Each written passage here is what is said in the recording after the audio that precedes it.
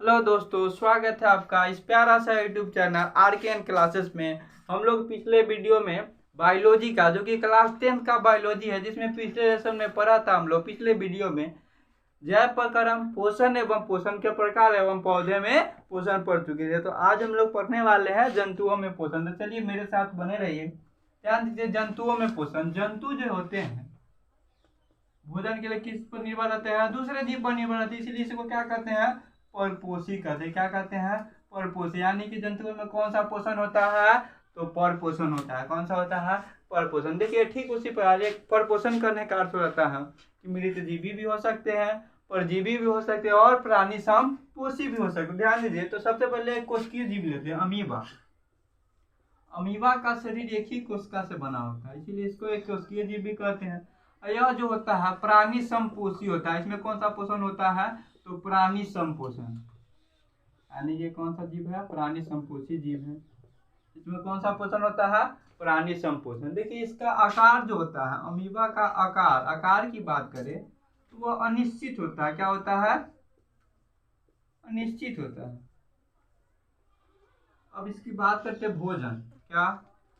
भोजन। क्योंकि आकार इसका अनिश्चित क्यों होता है? क्योंकि इसमें कुटपाद, इसका जो अंग होता है कुटपाद, इसके ही बिगड़ने एवं बनने के कारण इसका आकार जो होता है अनिश्चित होता है। इसका जो भोजन होता है, अमीबा का जो भोजन होता है, शैवाल के छोटे छोटे टुकड़े, शैवाल के छोटे छोटे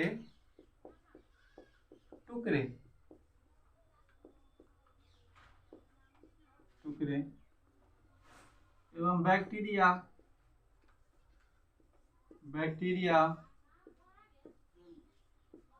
बैक्टीरिया एवं मृत अकार्बनिक पदार्थ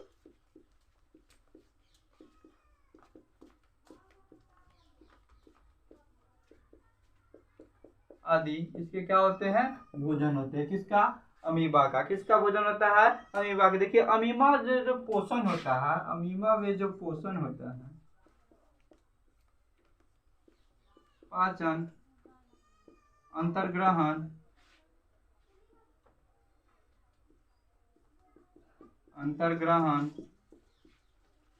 पोषण, पाचन, अंतर्ग्रहण तथा बहिष्करण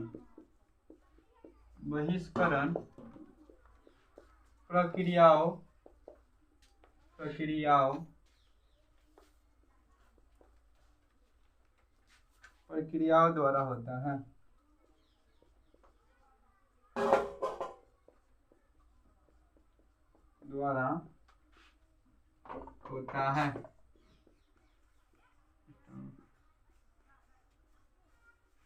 चलिए, तो ध्यान दीजिए, अमीबा में पोषण तो अंतर्गहन एवं बहिष्करण प्रक्रियाओं द्वारा होता है। ध्यान दीजिए, बात करते हैं अमीबा। तो अमीबा के भोजन के पाचन के लिए कोई विशेष अंग नहीं होते हैं। इसमें अगर भोजन का पाचन होता है यानी कि पोषण होता है तो अंतर्ग्रहण के द्वारा होता है, या शरीर के किसी भी सतह से अपना भोजन को ग्रहण कर लेते हैं। यानी कि ध्यान दीजिए, जब भी इसके समीप भोजन आता है, मान लेते हैं इसके समीप क्या आता है? भोजन आया। क्या आया? भोजन। तो यह क्या करेगा? अपने इसको ढकलेगा। क्या करेगा? ढकलेगा। यानी कि अंतर्ग्रहण द्वारा ये कुटपाद को क्या करती है? धकेलती है। कुटपाद को क्या करता है? धकेलता। तो कुटपाद को धकलाने, देखो कुछ इस प्रकार से बन गया। ये भी कुटपाद है। क्या है? ये भी कुटपाद है और यह भी कुटपाद है। उसके बाद देखिए, धीरे धीरे यह भोजन को ग्रहण कर लेगा। क्या करेगा? भोजन को ग्रहण कर लेगा। भोजन को ग्रहण कर लिया। अब ध्यान दीजिए, भोजन जब अमीबा के शरीर के अंदर प्रवेश करता है तो यह भोजन जाकर एक चीज का निर्माण करता है। इसका नाम होता है भोजन रसधानी। क्या नाम होता है? भोजन रसधानी। और इसी में क्या होता है कि एंजाइम द्वारा भोजन का पाचन होता है, या बहिष्करण प्रक्रियाओं द्वारा शरीर के किसी भी अंग से बाहर निकाल सकता है, बाहर निकाल देता है। यानी कि कहता है कि अमीबा में भोजन का पाचन मतलब भोजन कहाँ से प्रवेश करता है? तो बोल सकते हैं किसी भी सामान्य सतह से प्रवेश कर सकता है, या अमीबा में भोजन का उत्सर्जन मतलब किस अंग द्वारा होता है? तो शरीर के किसी भी अंग द्वारा होता है। ध्यान दीजिए, तो अमीबा अमीबा आ गया समझ में कि अमीबा में भोजन का पाचन कैसे होता है। अब ध्यान दीजिए कि किसी प्रकार एक होती है, एक कोशिकीय जीव होता है जिसका नाम है पैरामीशियम। क्या नाम है? पैरामीशियम। पैरामीशियम ये भी जो है प्राणी संपोषी जीव है, मतलब इसमें भी प्राणी संपोषी होता है। ये भी क्या है? प्राणी संपोषी जीव है। ध्यान दीजिए, पैरामीशियम का जो प्रचलन अंग होता है, प्रचलन अंग, वो सीलिया होता है। क्या होता है? सीलिया। देखिए इसका अंग क्या हुआ? कुटपाद। इसका क्या हुआ? पैरामीशियम का सीलिया। प्रचलन अंग, प्रचलन अंग कहने का अर्थ हो जाता है वो चलने का अंग। किसका अंग? चलने के अंग को ही क्या कहते हैं? प्रचलन अंग। यानी कि तो पैरामीशियम का प्रचलन अंग क्या कहलाता है? सीलिया कहलाता है। क्या कहलाता है? सीलिया कहलाता है। अब देखिए पैरामीशियम का आकार निश्चित होता है। पैरामीशियम का जो आकार होता है, पैरामीशियम का आकार यह निश्चित होता है। क्या होता है? निश्चित होता है। एवं इसको भोजन ग्रहण करने के लिए कोशिका मुख होती है। भोजन ग्रहण के लिए एक विशेष अंग होता है इसमें, जिसको नाम है कोशिका मुख। समझ में आता कि पैरामीशियम क्या है? तो एक प्राणी संपोषी जीव है। इसका प्रचलन अंग यानी कि चलने का अंग क्या कहलाता है? सीलिया कहलाता है। पैरामीशियम का आकार क्या होता है? निश्चित होता है। तो अब हम लोग पढ़ने वाले हैं, अब देखिए एक कोशिकीय में पढ़ लिया, अब हम लोग चलते हैं बहुकोशिकीय में बात करते हैं। तो हम लोग आज अब पढ़ने वाले हैं मनुष्य में। मनुष्य में भोजन का पाचन, मनुष्य में भोजन का पाचन। तो चलिए मेरे साथ बने रहिए। चलिए तो बोर्ड को हम लोग मिटाते हैं। स्क्रीनशॉट लेना है तो ले ले। तो चलिए अब हम लोग पढ़ने वाले हैं मनुष्य में पोषण, यानी कि मनुष्य में पोषण। हेडिंग क्या बनेगा? मनुष्य। मनुष्य भी क्या होते हैं? प्राणी संपोषी जीव है, क्योंकि ये भी अपना भोजन जो होता है ठोस एवं तरल के रूप में भोजन ग्रहण कर लेता है। यानी कि ठोस पदार्थ को भी यह खा लेता है और जो तरल पदार्थ यानी कि बहने वाला है उसको भी यह ग्रहण कर लेता है। इसीलिए मनुष्य क्या है? प्राणी संपोषी जीव है। ध्यान दीजिए, मनुष्य तो मनुष्य के देखिए हम लोग क्या पढ़े कि अमीबा में भोजन के पाचन के लिए एक विशेष अंग नहीं होता है, लेकिन इसमें मनुष्य की बात करते हैं तो मनुष्य में भोजन के पाचन के लिए एक विशेष अंग होते हैं। मनुष्य में भोजन के पाचन के लिए, किसके लिए? भोजन के पाचन के लिए एक विशेष अंग होते हैं।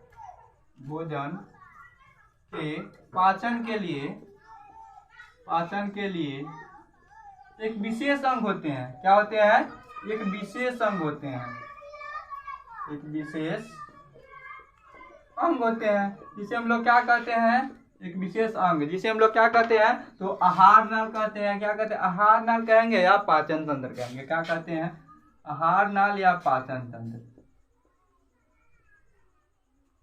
आहार नाल या पाचन तंत्र कहते हैं।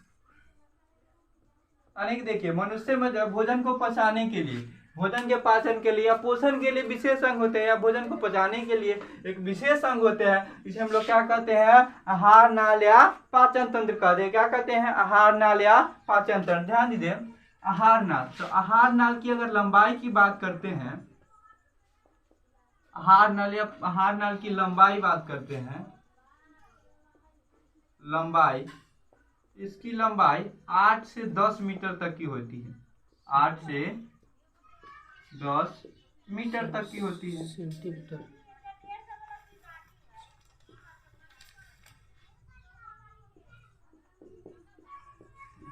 देखिए यह मुख गुहा से शुरू होकर, मनुष्य में मुख गुहा से शुरू होकर और मल द्वार तक फैली हुई है। जो आहार नाल है इसकी लंबाई 8 से 10 मीटर तक की होती है और यह मनुष्य के मुख गुहा से लेकर और मल द्वार तक क्या हुई है? फैली हुई है। ध्यान दीजिए, तो आहार नाल जो है निम्नलिखित भागों में बांटा गया एवं सभी अंग का अलग अलग कार्य। आहार नाल निम्नलिखित भागों में बांटा गया है एवं सभी अंग का जो है अलग अलग कार्य है। सभी अंग का अलग अलग कार्य है। ध्यान दीजिए, तो आहार नाल के प्रकार, तो इसके निम्नलिखित प्रकार है, चाहे निम्नलिखित भाग बोल सकते हैं। आहार नाल के निम्नलिखित भाग है। बात करते जैसे में मुख गुहा, मुख गुहा,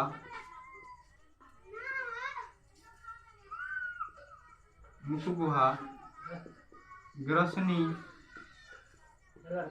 ग्रास नली, ग्रास नली, मुख गुहा, ग्रसनी, ग्रास नली, अमाशय, अमाशय, अग्न्याशय, अग्न्याशय, यकृत, यकृत, छोटी आंत, छोटी आंत, बड़ी आंत,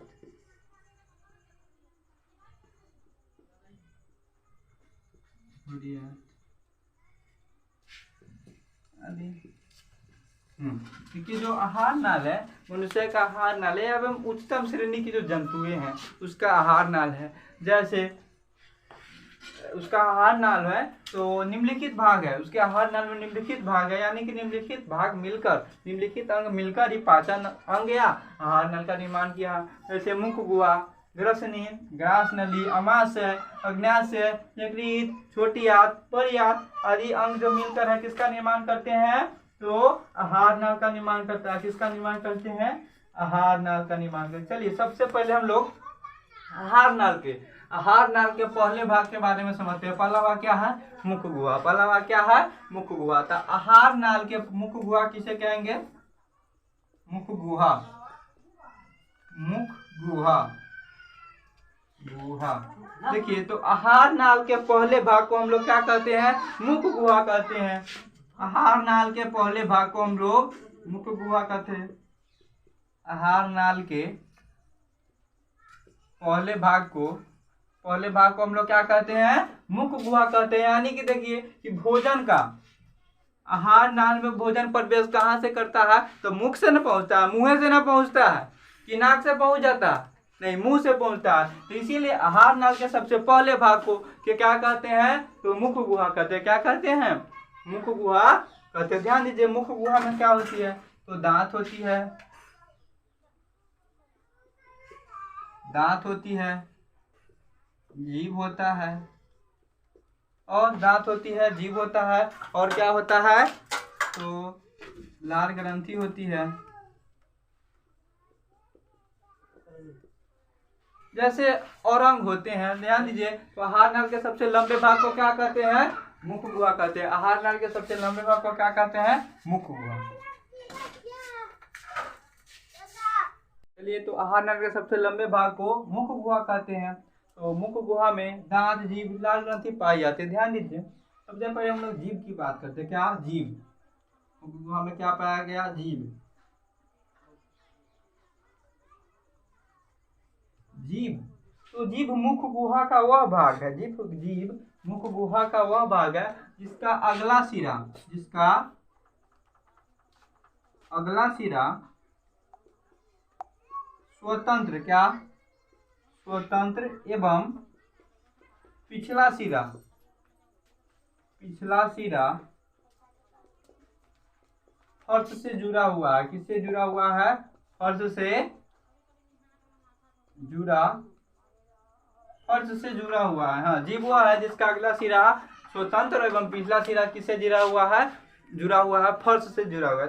ध्यान दीजिए यहाँ पे एक क्वेश्चन बनती है। क्या बनता है कि जो भोजन का स्वाद होता है वह क्या जीभ ग्रहण करता है, नहीं, तो फिर कौन ग्रहण करता है, तो भोजन को, स्वाद को ग्रहण करने के लिए होता है एक स्वाद कलिया। क्या होता है, स्वाद कलिया। नाम से ही पता चल रहा है कि स्वाद को ग्रहण करने, स्वाद को करने वाला स्वाद कलिया। यानी कि ध्यान दीजिए स्वाद कलिया। तो जीभ के ऊपरी सतह पर छोटे छोटे अंकुर दिखाई देते हैं। जो जीभ होते हैं उसकी जीभ के ऊपरी सतह पर, जीभ की सतह पर छोटे छोटे अंकुर दिखाई देते हैं। क्या दिखाई देते हैं, अंकुर दिखाई, हाँ, जीभ के ऊपरी सतह पर छोटे छोटे अंकुर दिखाई देते हैं। जिसे हम लोग क्या कहते हैं, तो स्वाद कलिया कहते हैं। क्या कहते हैं, स्वाद कलिया। आपका ये स्वाद कलिया का क्या कार्य है, स्वाद कलिया का क्या कार्य है, तो स्वाद को ग्रहण करना किसका कार्य है, स्वाद कलिया। किस तरह से तीखा, मीठा, नमकीन आदि स्वाद का पता चलता है किसके द्वारा, स्वाद कलिया। तो जीभ के ऊपरी सतह पर जो छोटे छोटे अंकुर होते हैं इसी को हम लोग क्या कहते हैं, स्वाद कलिया कहते हैं। तो चलिए अब हम लोग मिटा रहे हैं, तब तक वो स्क्रीनशॉट लेना है तो ले लीजिए।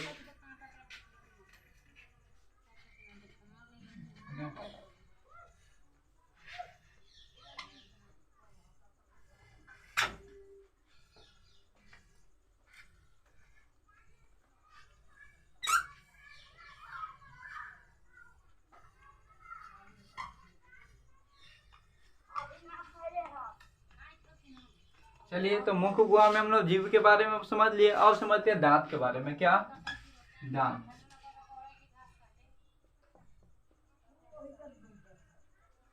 आप कह सकते हैं कि मुख गुहा का सबसे कठोर पदार्थ दांत कहलाता है, या शरीर का सबसे कठोर पदार्थ क्या कहलाता है, दांत कहलाता है। इस कैसे, ध्यान दीजिए। तो आप लोग कहिए कि सर हड्डी भी कठोर है और क्या, दांत भी कठोर है, फिर दोनों में कैसे लगाया जाए कि कौन सा ज्यादा मजबूत है। हमने क्या बोल दिया कि दांत जो है शरीर का सबसे कठोर पदार्थ है। यानी कि ध्यान दीजिए, हम लोग मांस खाते हैं, हड्डी को चबा जाते हैं, तो हड्डी मजबूत हुआ या दांत, तो दांत। यानी कि जो शरीर का जो सबसे कठोर पदार्थ है क्या कहलाता है, दांत कहलाता है। क्या कहलाता है, दांत। तो मुख गुहा के क्या, मुख गुहा के निचले जबड़े में दांत जो होते हैं क्या होते हैं, धसे होते हैं। मुख गुहा है तो क्या है, मुख गुहा, उसके निचले जबड़े में क्या धसा रहता है, दांत धसा रहता है। क्या धसा रहता है, दांत। चलिए दांत का सुरक्षा, दांत को सुरक्षा कौन करता है, इसको ऊपर एक परत रहती है जिसका नाम होता है इनामेल। नाम होता है इनामेल। हाँ, दांतों को सुरक्षा क्या करता है, देखिए इसके दांत के ऊपर एक क्या होती है, परत होती है जिसका नाम क्या है, इनामेल। यह एक बहुत ही कड़ी परत है जो क्या करता है, दांतों को सुरक्षा प्रदान करता है। या ध्यान दीजिए, मनुष्य में, एक वयस्क मनुष्य में 32 दांत होते हैं। कितने दांत होते हैं, 32। एक वयस्क मनुष्य में कितने दांत होते हैं, 32 दांत होते हैं। जो कि दांत कुछ इस प्रकार है, दांत जो होते हैं 4 प्रकार के होते हैं। पहला की बात करते हैं चवर्णक, दूसरा की बात करते हैं अग्रचवर्णक, तीसरा की बात करते हैं भेदक, क्या, भेदक। चौथे की बात करते हैं तो वो आ जाता है कतरनक।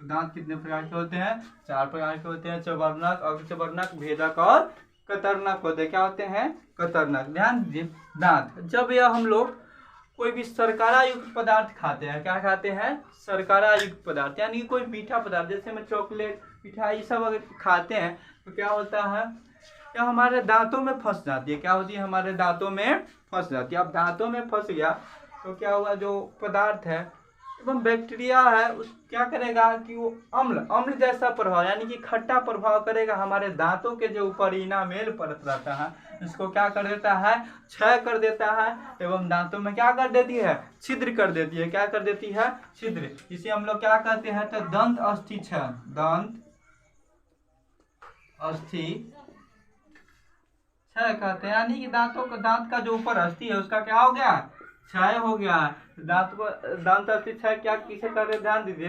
तो हम लोग कोई शर्करा युक्त खाद्य पदार्थ, जैसे शर्करा युक्त पदार्थ जैसे चॉकलेट ये सब खाते हैं तो हमारे दांतों में फंस जाती है, और दांतों में फंसने के फलस्वरूप क्या होता है कि हमारे अम्ल बनाता है, रासायनिक क्रिया करके अम्ल बनाता है, और धीरे धीरे हमारे दांतों को क्या कर देता है, छिद्र कर देता है, जिसे हम लोग क्या कहते हैं, दंत अस्थि क्षय कहते हैं, जिसे हम लोग क्या करते हैं, दंत अस्थि क्षय कहते हैं। चलिए तो दांत के बारे में समझ गए। अब हम लोग समझते हैं लार ग्रंथि। क्या, लार ग्रंथि। मनुष्य के मुख गुहा में, क्या, मनुष्य के मुख गुहा में 3 जोड़ी लार ग्रंथि पाई जाती है। कितनी जोड़ी लार ग्रंथि, तो मनुष्य के मुख गुहा में कितने जोड़ी लाल ग्रंथि पाई जाती है? तो 3 जोड़ी लाल ग्रंथि पाई जाती है। 3 जोड़ी लाल ग्रंथि पाई जाती है। मनुष्य के मुख में कितनी जोड़ी लाल ग्रंथि पाई जाती है? 3 जोड़ी लाल ग्रंथि पाई जाती है। बात करते हैं तो पहले के नाम होता है पैरोटिड ग्रंथि। क्या नाम होती है? पैरोटिड। पैरोटिड पैरोटिड लाल ग्रंथि सब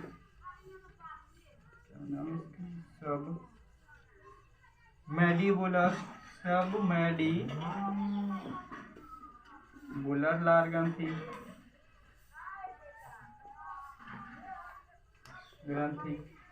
और एक होता है